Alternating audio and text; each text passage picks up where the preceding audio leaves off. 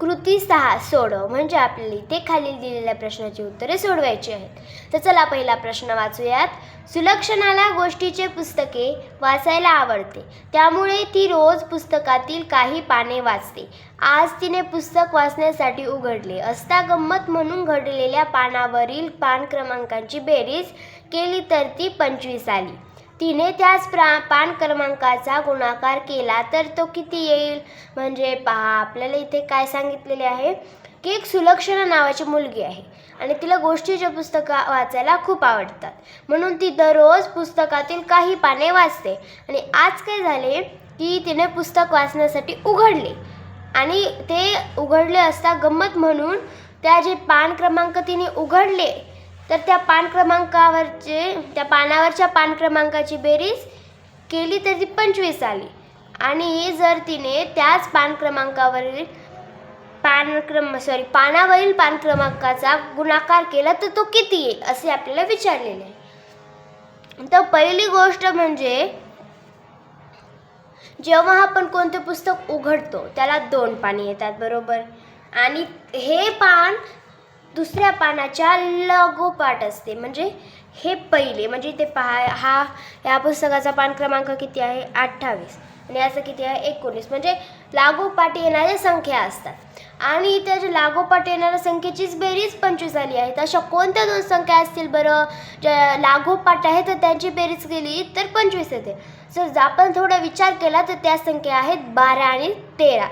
तर 12 समजा इथे आहेत आणि 13 इथे आहेत. अशा प्रकारे तिने ते उघडले आणि आता ह्याची आपण बेरीज करून बघूयात. 12 आणि 13ची बेरीज इथे करूयात आपण समजण्यासाठी. तर इथे 12 अधिक 13, 2 अधिक 3 5, 1 अधिक 1 2, किती आले? 25, बरोबर. म्हणजे ते जे आहेत आपल्याला एवढे कळाले की त्या उघडलेल्या पानावरील पान क्रमांक किती आहेत? एकावर आहे 12 आणि एकाचा आहे 13. आता नंतर आपल्याला काय म्हणले आहे की त्या 2 पान क्रमांकाची गुणाकार, म्हणजे पान क्रमांकाचा त्या गुणाकार करायचा आहे. म्हणजे आपल्याला 13 आणि 12चा गुणाकार करायचा आहे. तर चला आपण आता इथे लिहूयात कसे केले, काही नाही ते, आणि त्यानंतर उत्तर काढून लिहूयात. तर चला लिहूत आपण. तर सर्वात आधी आपण इथे लिहूयात पान क्रमांकाची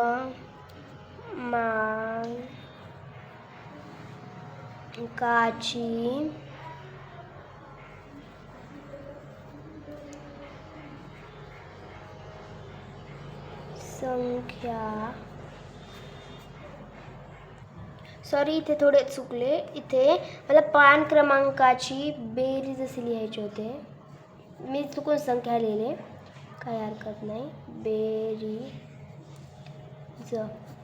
पान क्रमांकाची बेरीज बरोबर लिहूयात आता आपण. 12 अधिक 13 बरोबर 25. आणि आता आपण लिहूयात पान क्रमांकाचा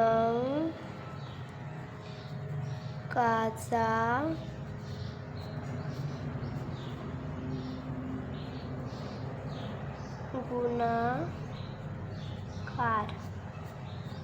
बरोबर. आता इथे आपण करूयात 12 गुणिले 13 अशा प्रकारे करूयात आपण इथे, म्हणजे आपल्याला समजेल कसे उत्तर आले ते. नाहीतर पहा इथे आपण असे मांडून घेऊयात 12 गुणिले 13 बरोबर, इथे उत्तर लिहूयात आणि गुणाकार आपण इथे करूयात. तर इथे आपण गुणाकार करू आणि उत्तर इथे लिहू. 12 म्हणजे गुणाकाराची केलेली क्रियासुद्धा दिसेल आणि उत्तरसुद्धा लिहिलं जाईल.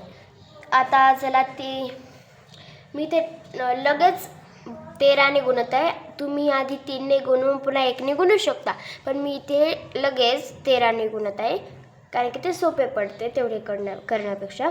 तर 13चा परा 2 पर्यंत म्हणूया. 13 1 13, 13 2 26, 6 हातचे आले 2, 13 एके 13 अधिक 2 15. उत्तर काय आले 156. तर इथे लिहूयात आपण 156. तर आता आपण इथे उत्तर लिहूयात. थांबा, उत्तर असे लिहूयात आपण.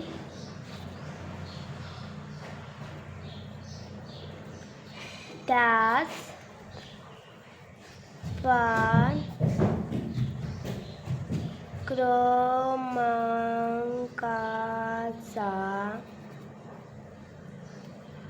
गुणाकार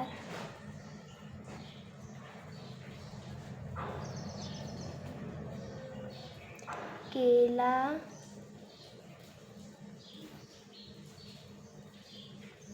तर तो 156 येईल. अशा प्रकारे मी इथे लिहिलेले आहे. तुम्ही सुद्धा लिहा. काय लिहिले मी? त्याच पान क्रमांकाचा गुणाकार केला तर तो 156 येईल. तर अशा प्रकारे आपण इथे पहिला प्रश्न सोडवलेला आहे. आता आपण दुसरा प्रश्न पाहूया. तर दुसऱ्या प्रश्नामध्ये आपल्याला काय दिलेले आहे चला वाचूयात. सनाकडे मीनापेक्षा 10 रुपये जास्त आहेत. दोघींकडे मिळून 50 रुपये असतील तर सनाजवळ असलेली रक्कम लिही.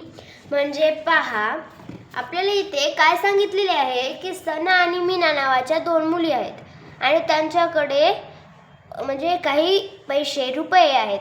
तर सनाकडे जेवढे रुपये आहेत, तर म्हणजे मला असे म्हणायचे होते की सनाकडचे जेवढे पैसे आहेत ते मीनाकडच्या पैशापेक्षा 10 रुपयाने जास्त आहेत.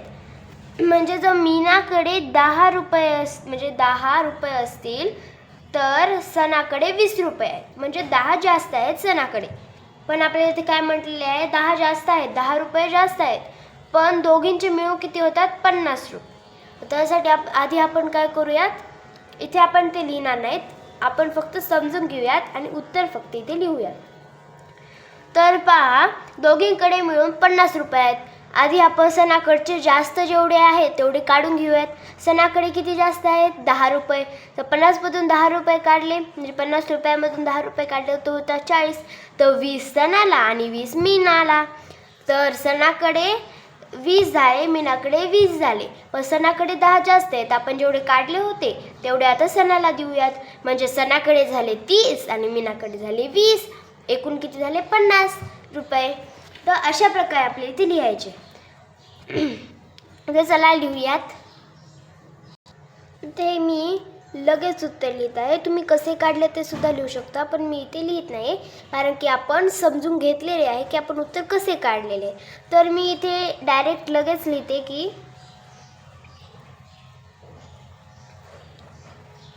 मीनाकडचे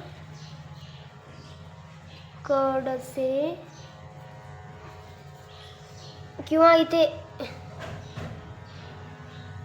आपण मीनाजवळ लिहूयात, मीनाकडचे नाही.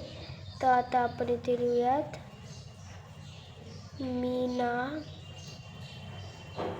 जवळचे असे लिहूयात.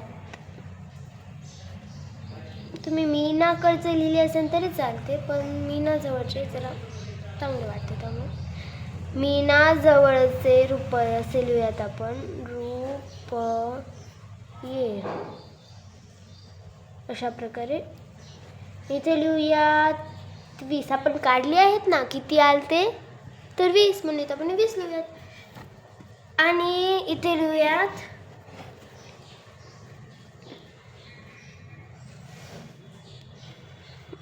आता सनाकडे, बरोबर ना. आता आपण लिहूयात सना जवळचे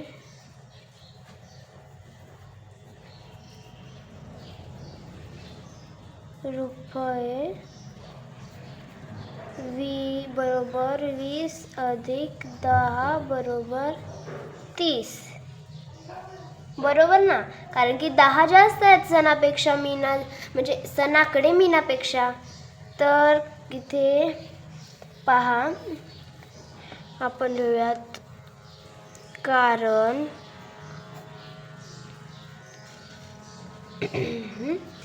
इथे 20 अधिक 30 बरोबर 50, जे की आपल्याला दिलेले आहे. तर अशा प्रकारे आपले इथे उत्तर आलेले आहे. आपण शेवटी उत्तर लिहूयात, सणाजवळची रक्कम असे लिहूयात. सणाजवळ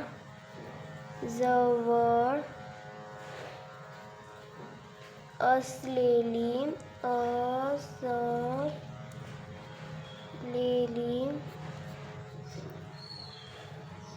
रक्कम बरोबर 30 रुपये. किंवा इथे रुपये सुद्धा लिहू शकतात तुम्ही, पण मी इथे असे रुपयाचे चिन्ह काढलेले. अशा प्रकारे आपण दुसरा प्रश्न सुद्धा सोडवलेला आहे. आता आपण तिसरा प्रश्न पाहूयात.